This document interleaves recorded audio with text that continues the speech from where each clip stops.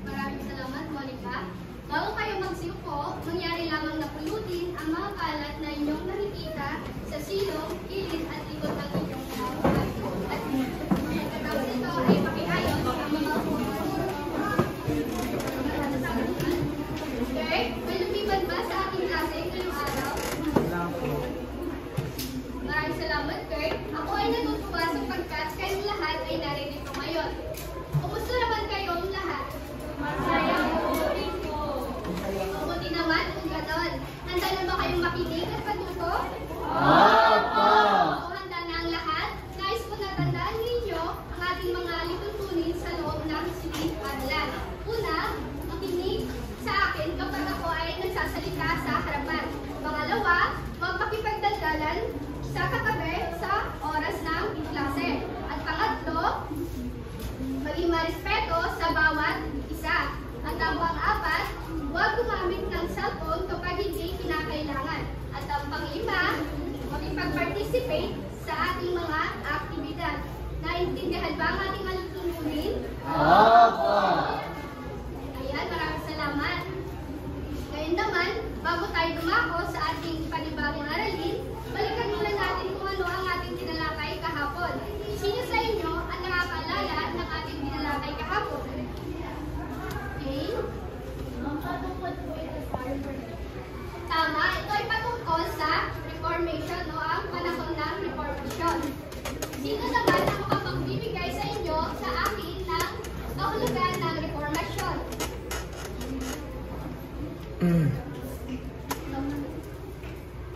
John? Ang Reformation po ay isang pagbabago at reforma sa simbahan. Mahusay. At sino naman ang mga pangunahing tauhan noong panahon ng Reformasyon? At Sairi. Ang mga paunahing tauhan sa Reformation po ay sina Martin Luther, John Wesley, and Ulrich Zwingli. Magaling. Ako ay natutuwa sapagkat naunawaan niyo na nga talaga ang ating tinalakay kahapon. Ngayon naman, bago tayo dumako sa ating panibagong aralin, ay magkakaroon muna kayo ng maikling aktibidad na pinamagatan nitong word hat.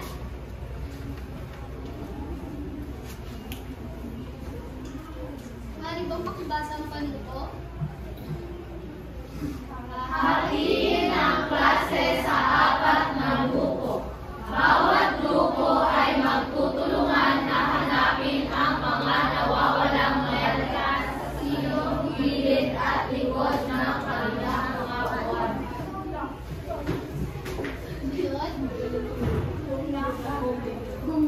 Nahanap na ang mga letra ay magtutulungan ang bawat grupo na mabuuin ang mga words sa harapan. Ang mga nahanap na letra ay magsisilbing gabay upang masagutan ang mga words na kailangan tunglutuin ng bawat grupo. Kailangan lamang ay binigyan ko ng 5 minuto upang sagutan ang mga ito. Kung sino ang unang makatapos ay siyang panalo at magkakaroon ng gantimpala mamaya pagtapos ng ating klase. Maraming salamat. Naunawaan ba ang panuto? Oo! Kung ganon ay ang unang grupo. Mamaya. Ang unang grupo ay mula kay Sherry hanggang kay Norma. At ang pangalawang grupo naman ay mula kay Monica hanggang kay Paul. At ang pangatlong grupo naman ay mula kay Geneva hanggang kay Ann. At ang panghuling grupo naman ay mula kay Nicole hanggang kay Christine. Dahil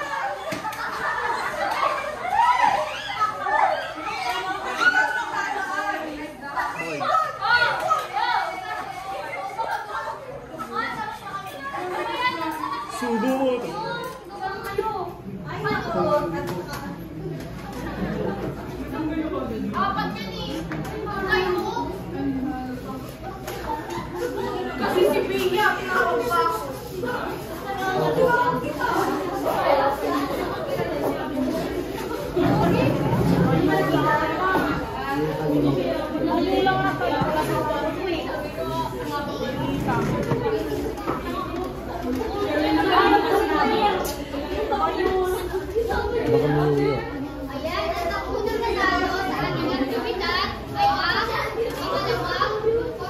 Palakpakan naman ninyo ang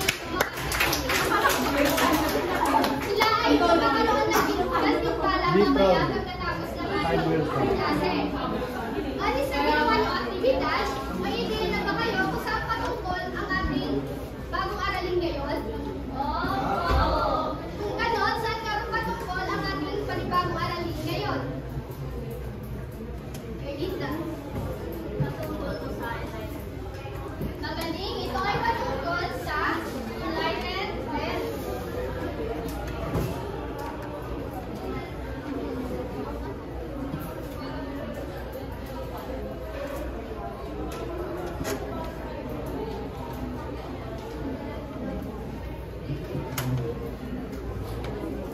Dahil may ideya, bago tayo dumako sa ating baksang tatalakayin, nais ko munang ilahad sa inyo ang ating mga layunin sa araw na ito. Maaari bang pakibasa ang mga layunin? Ipapaliwanag ang konsepto ng enlightenment at kahalagahan nito sa kasaysayan at lipunan. Ipapakilala ang mga pangunahing tauhan at akdat sa panahon ng enlightenment at Kailangan ang kanilang mga kontribusyon at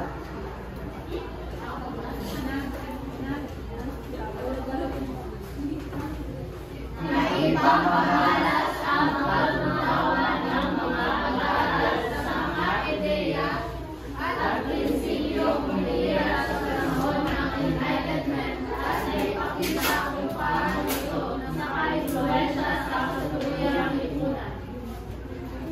Maraming salamat. Ngayong may ideya na nga kayo sa ating panibagong aralin, atin na itong formal na simulan. Ano nga ba ang enlightenment? Maaari bang makibasa?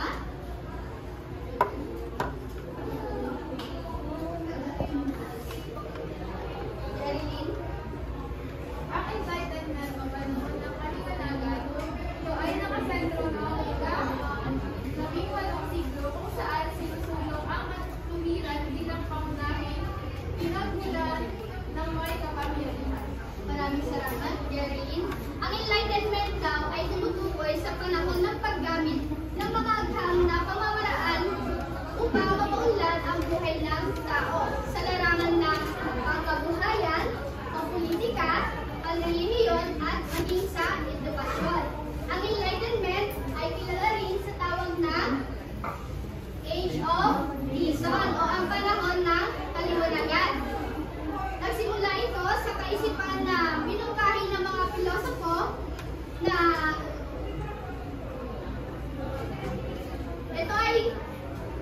nagsimula ito sa kaisipan ng binungkahi ng mga pilosofo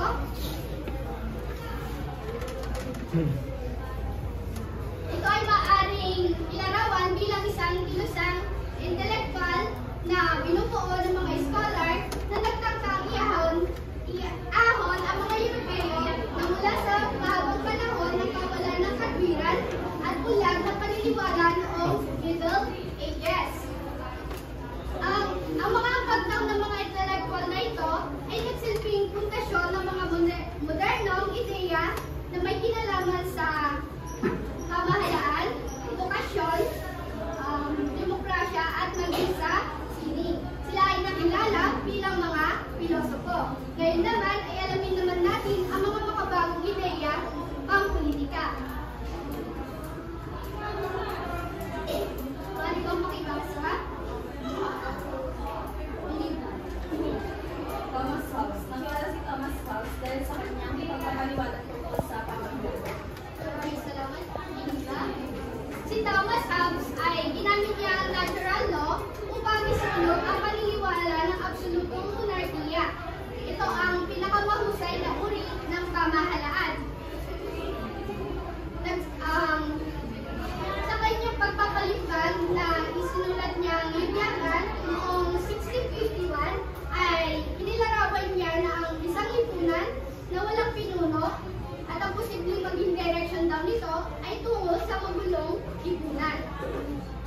ang sunod naman ay ang kanyang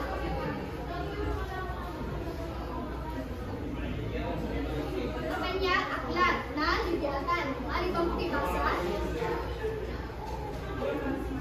Ilan? Binigyan niya ng pagdidiin na ang tao ay kailangan pumasok sa isang kasunduan sa pamahalaan na kailangan iwanan niya lahat ng kanyang alayan at maging masunurin sa puno ng pamahalaan. Maraming salamat, Idan. Dahil ito sa kasunduang ito, pangangalagaan at poprotektahan ng isang pinuno ang kanyang nasasakupan. At hindi nabibigyan pa ng karapatang magrebelde ang mga tao kahit pa hindi makatwiran ang kanyang pamamalakad. Sunod naman ay si John Locke. Maraming pang pakibasa.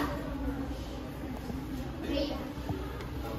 Si John Locke ay nakilalang pilosopo sa England na may paniniwala kagaya ng kay Thomas Hobbes na kinakailangan magkaroon ng kasunduan sa pagitan ng mga tao at ng kanilang pinuno. Maraming salamat, Bella. Si John Locke daw ay naiba siya sa paniniwala na ang tao sa kanyang natural na kalikasan ay may karapatang makatwiran, may mataas na moral, at mayroong mga natural na karapatan tungkol sa buhay, kalayaan at pag-aari. Sinabi niya na ang tao ay maaaring sumira sa kanyang kasunduan sa pinuno kung ang pamahalaan ay hindi na kayang pangalagaan at ibigay ang kanyang natural na mga karapatan. Binigyan din niya na kung ang tao ay gumagamit ng pangatwiran, sila ay makarating sa pagbuo ng isang pamahalaan na may mabisang pagkikipag-ugnayan at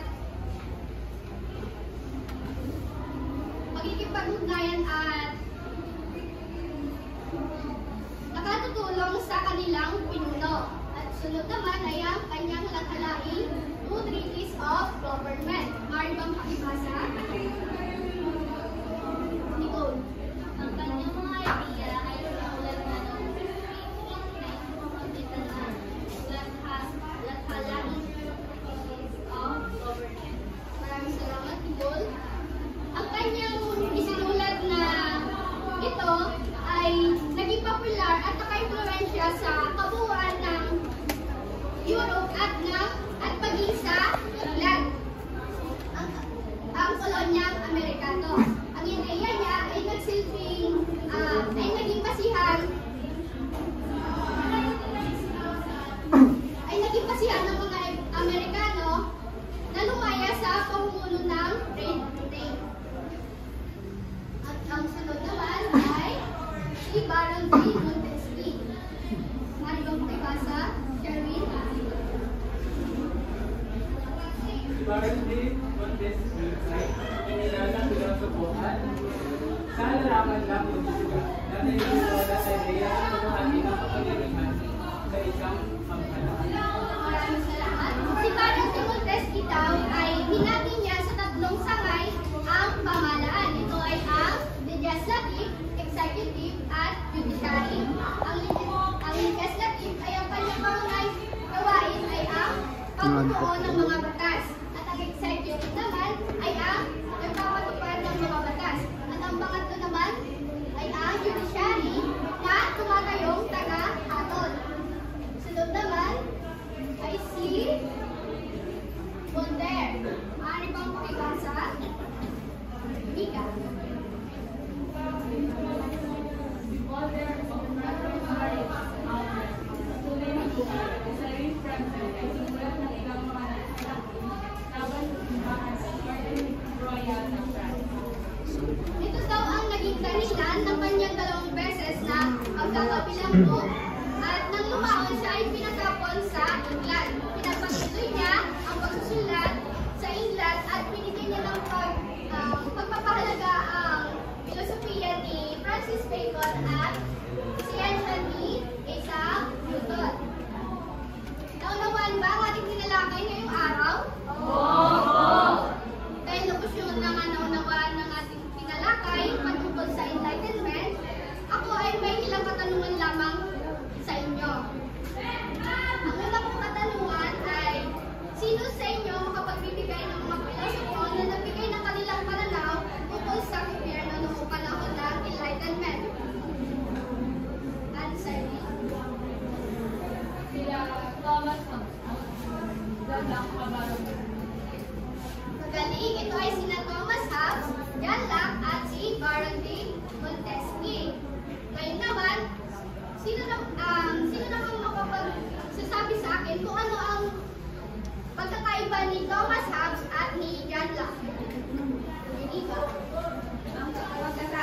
nila ay si Thomas Hobbes po ay sinabi niya na ang tao ay walang kakayahan para sumira sa kasunduan sa pamahalaan, samantalang si John Locke naman po ay nagsabing pwedeng sumira ang tao sa kasunduan sa pamahalaan kung ang pamahalaan ay hindi nagbibigay ng natural na karapatan ng mga tao.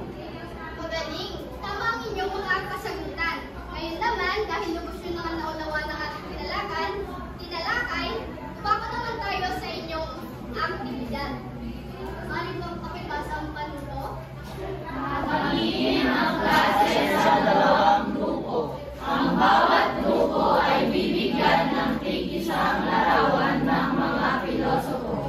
Gamit ang binigay na larawan, sa likod nito ay susulat ng bawat grupo ang mga ambag ng kanilang hawak na pilosopo. Base sa panahon ng Enlightenment, may 5 minuto lamang kayo upang mahusin ito. Nauunawaan ba ang panuto? Opo! Ang unang grupo ay dito sa line na to. At ang pangalawang grupo naman ay dito sa row na to.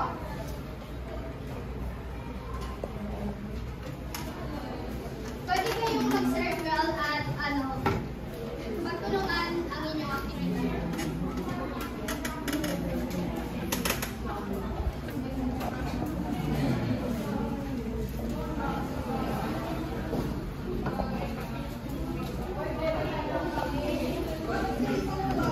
Yung mga nasa-circle, pwede lumapit sa harapan para tulungan ang kanilang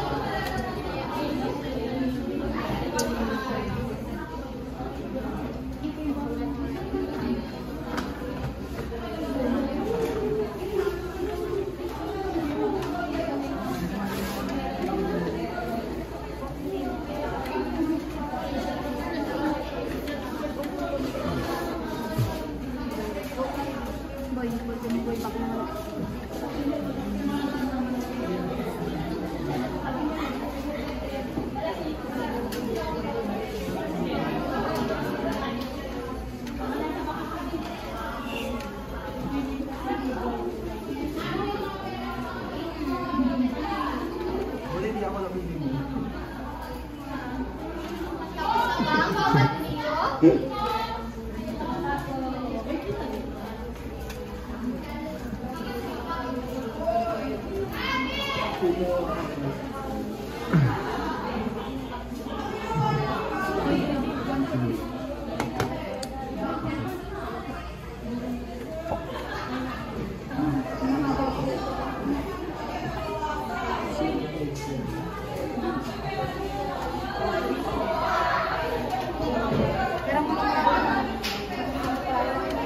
Tapos na ba? Kung tapos na, maaari bang pakipasa na sa akin ang inyong mga aktibidad?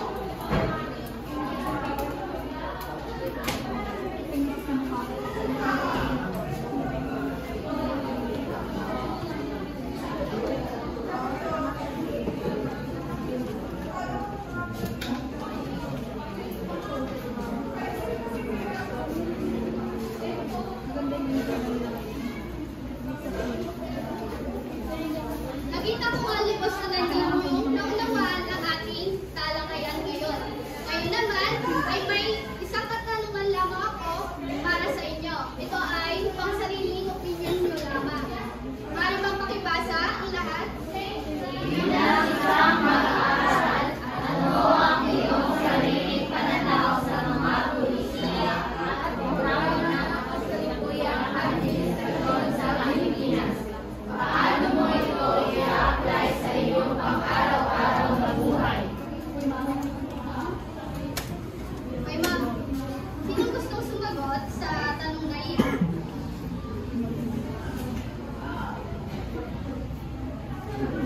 Monica.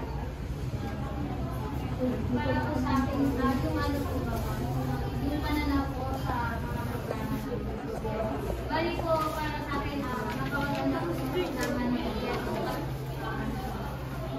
Lalo na po sa lugar sa mga tinutulungan po ng mga gobyerno na ang college student sa mabayaran yung tuition nila sa mga kapital po ng PLS.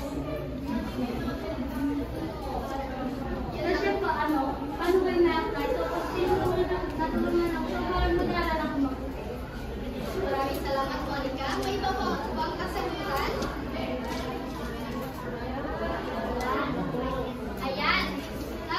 sinabi ni Monica. Sa ganitong paraan, maaari nating masiguro na tayo ay makakatulong sa pagpapaunlad ng ating lipunan at sa pagpapabuti ng ating bansa sa pamamagitan ng pagkilos ng may pagmamahal at respeto para sa kapwa at sa ating bayan. Ngayon naman, lubos yun naman na unawa ng ating tinalakay ngayon, dumako naman tayo sa inyong maikling pagsusulit. Ang gagawin niyo lamang ay tukuyin at isulat ang tamang sagot sa batlang ng bawat lang.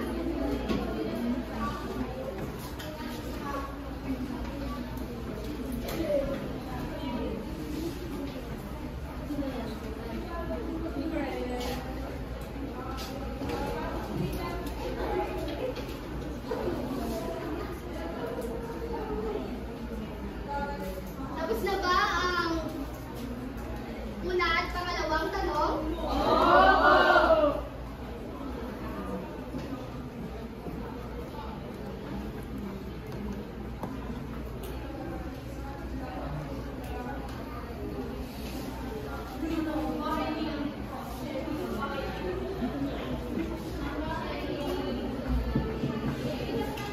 Kuhanin ko na bang ilipat?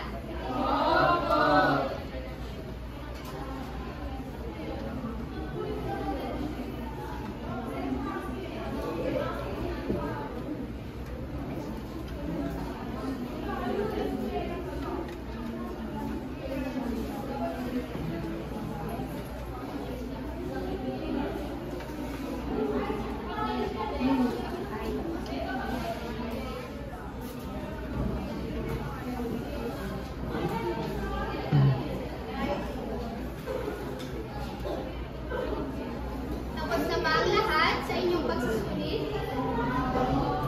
Kung tapos na, maaari pang pakibasa na ang inyong sagutang papel mula sa likod papunta sa harapan.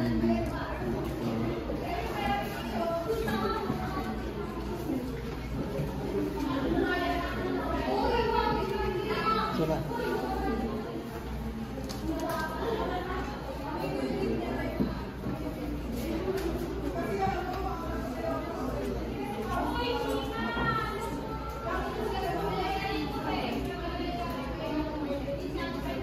Na-extra pa kung dyan papel. Extra papel. Ayan, bago matapos